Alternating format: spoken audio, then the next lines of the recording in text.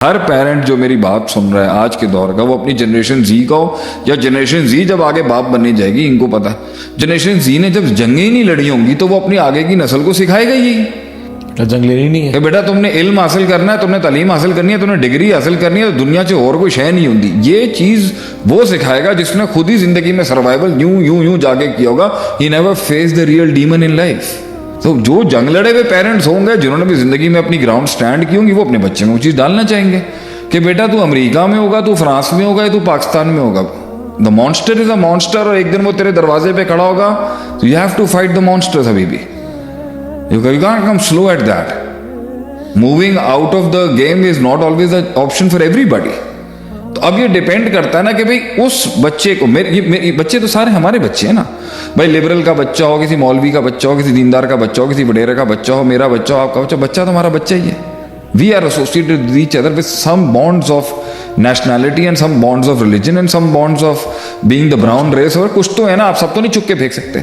So what can I suggest to the entire world listening to me right now, जो मेरी दुनिया सुन रही है मुझे, कि भाई मैं उसे वो एग्जिबिट कैसे पैदा करके दूं, या मैं खुद उसके लिए वो मॉन्स्टर बन जाऊं, या मैं एक मॉन्स्टर क्रिएट करूं उसके लिए, या मैं उसको छोड़ दूं कि वो अपना मॉन्स्टर खुद तलाश कर ले। All are very painful for मी।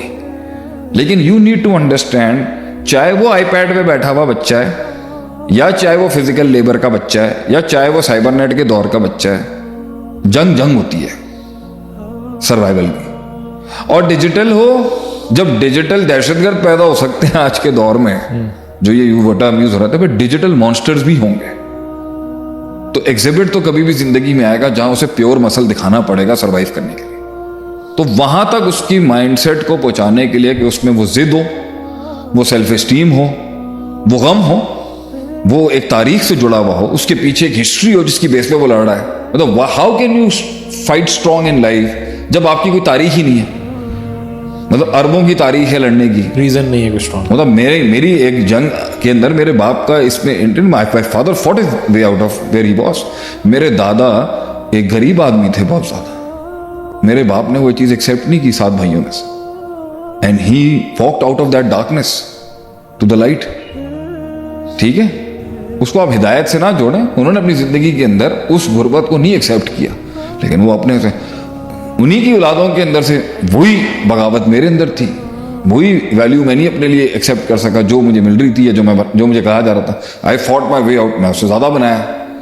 अब मुझे अपने बच्चे को फिर वो चीज़ डालने के लिए कि वो नहीं सेटल हो जो ज़िंदगी शायद मैं उसे देना चाहता हूँ, तो कुछ ट्रेड्स चाहिए ना उसके लिए। अब वो गैजेट पे बैठा हुआ बच्चा हो, कंप्यूटर पे बैठा हुआ बच्चा हो, इंजीनियर हो, सिविल इंजीनियर हो, सॉफ्टवेयर इंजीनियर हो, एआई इंजीनियर हो, या वो आलिम दीन का बेटा हो, या किसी का भी हो, या पॉलिटिशियन, वो नर्व्स तो चाहिए ना उसको। वो तो उसको आपसे मेरा एडवाइस है, यू आर अभी 15 ईयर, क्या देंगे आप अपने बच्चे को? ये पिछले दौर के अंदर तो बाप को ही नहीं होता भाई मैं बुरा बनूं, जो भी हूं ये है, बात खत्म। तो वो उनकी इखलास था ना कि भाई वो जैसे मैंने 38 साल की उम्र में भट्ट साहब को कहा कि dad I am so sorry you are what you are training me to be, but it brought a gap. उनके मेरे बीच में 20 साल का गैप आया। मैं 20 साल तक उनको सही नहीं समझता था, और वो मुझे नलायक, लेकिन उनको फर्क नहीं पड़ता था इस चीज से। नहीं, वो 20 साल तक जो है वो मुझे नलायक ही समझते रहे। आज भी शायद समझते होंगे, लेकिन पॉइंट ये है कि वो गलत नहीं थे। लेकिन आज के दौर में एक पेरेंट को फर्क पड़ता है, because what my kid is thinking about me, because उसके बाद एवेन्यूज बहुत ज्यादा है ना भागने के। पहले क्या था, कहाँ भागता? बरादरी थी, कल्चर था, सोसाइटी थी, कहाँ भागता? अब भाग जाएगा। अब तो आप भाई, लेकिन आप इस बात को माने, आज भी एक मेथड मैं है। उसको मेंटल टफ बना रहा हूँ, वो कह रहा है दबाओ भाई मैं जा रहा हूँ। मैंने तुम लोगों को कैसे कंट्रोल किया? देखें, आपको किसी भी चीज को कंट्रोल करने के लिए ना 2 पावर्स चाहिए, यूज ऑफ 2 ट्रेड्स चाहिए आपको। एक तो उसको मोहब्बत इस तरह की देनी है कि वो बिलोंगिंग में कैद हो जाए आपके अंदर। जब उसका दिमाग किसी भी दूसरी घंटी बजाने की वजह से प्रॉब्लम में है ना, मोहब्बत उसे खींच रही हो, you have to show so much love, so much concern. हालांकि वो इतनी बेवकूफ़ी की उम्र में होंगे, ये भी जितने भी जेनजी वाले बच्चे आप कहते हैं, इनको पता ही नहीं है। सबसे बड़ी बात है, they don't know and they think they know. सबसे बड़ा चैलेंज ये होता है जब आपके सामने एक ऐसी कौम बैठी हो नस्ल, हम भी ऐसे थे, हमें सब पता है, हालांकि वो कह रहे हैं तुम्हें कुछ नहीं पता। एक दिन आएगा जिस दिन तुम्हारा ग्राफ अकल, बल्कि दुनिया में ये जनरेशन जी का क्या, ये हर उम्र में इंसान का मसला है कि उसे ये लग रहा होता है कि वो जो पिक्चर देख रहा है ना, उससे बड़ी कोई पिक्चर नहीं है। But there such a larger picture in life. जिस दिन वो सोचेगा कंधे झुक जाएंगे और आंखें झुक जाएंगी उसकी, क्योंकि उसने एक प्रिंसिपल फॉलो नहीं किया, जो प्रिंसिपल हम समझाना चाह रहे थे उसको। अब वो समझाने के अंदर हम सख्त हो गए, जुबान तेज हो गई, हाथ उठ गया, कुछ भी हो गया, सब गलत है हम मानते। नीयत गलत नहीं थी। नीयत इस्लाह की, नीयत तरबियत की, नीयत डेवलपमेंट की होती है इंसान की, किसी को भी समझाने के लिए कि पुत्र ए गलत हो जाए, ए तेरे नाल गलत हो जाएगा, क्योंकि कायनात के पैटर्न्स हैं। वो पैटर्न्स बड़ों के पास हैं, उन्होंने अपने एक्सपीरियंस से सीखे।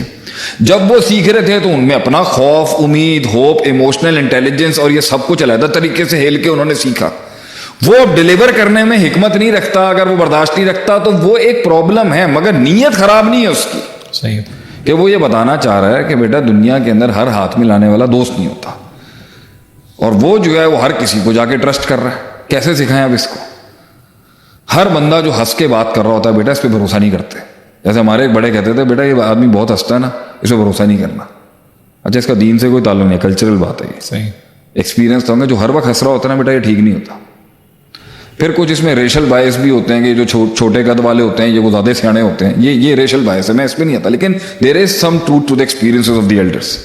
अब आप मुझे एक बात बताएं, तो तरीक़ेकार उसको हार्ड से हार्ड एक्सरसाइज में डालने का ये है कि आप उसे प्यार करें, मोहब्बत रखें, उस पर मरहम भी लगानी है आपने।